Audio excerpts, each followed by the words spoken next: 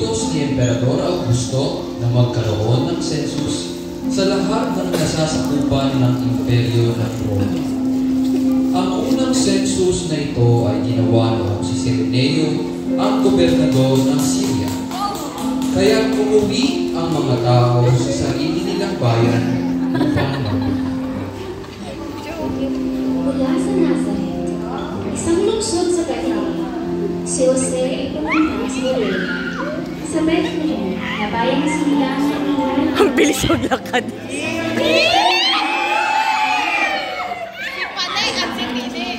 upang mapatala sa mga 7 months right? Pinalakad yung buntis. Bedrest habang sila ay nasa Bethlehem. Sumapit ang oras ng panganganak ni Maria.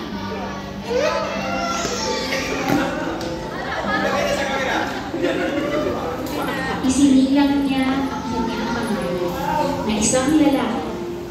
Binalot niya silang kanilang sanggol at inihiga sa Tawa isang ng tao. sapagkat wala ng lugar para sa kanila sa bahay panulunan.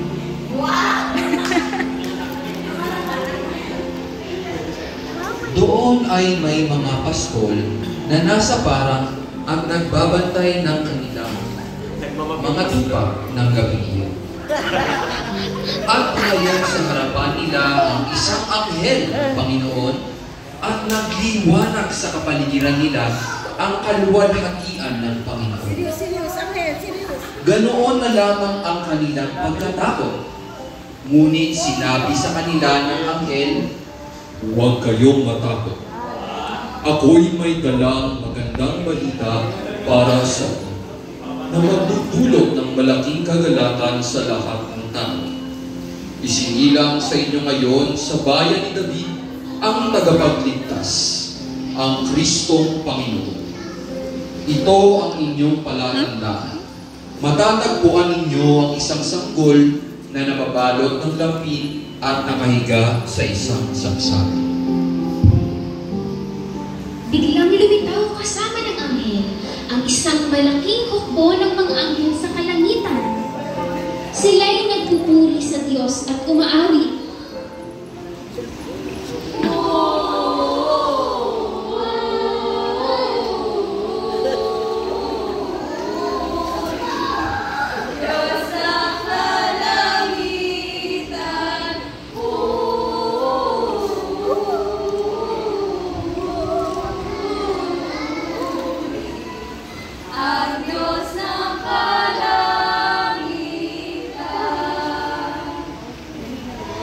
Papuri sa Diyos sa kaitaas-taasan at sa lupa ay kapayapaan sa mga taong kinalulugdan niya. Nang makaalis na ang mga anghel pabalik sa langit, ang mga pastol ay nag-uusap-usap.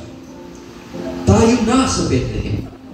Tingnan natin ang pangyayari ito na ibinalita sa atin ng Panginoon." Nagmamadali silang pumunta roon at natagpuan nila sina Maria at Jose. At naroon ang sanggol na nakahiga sa sarsaban.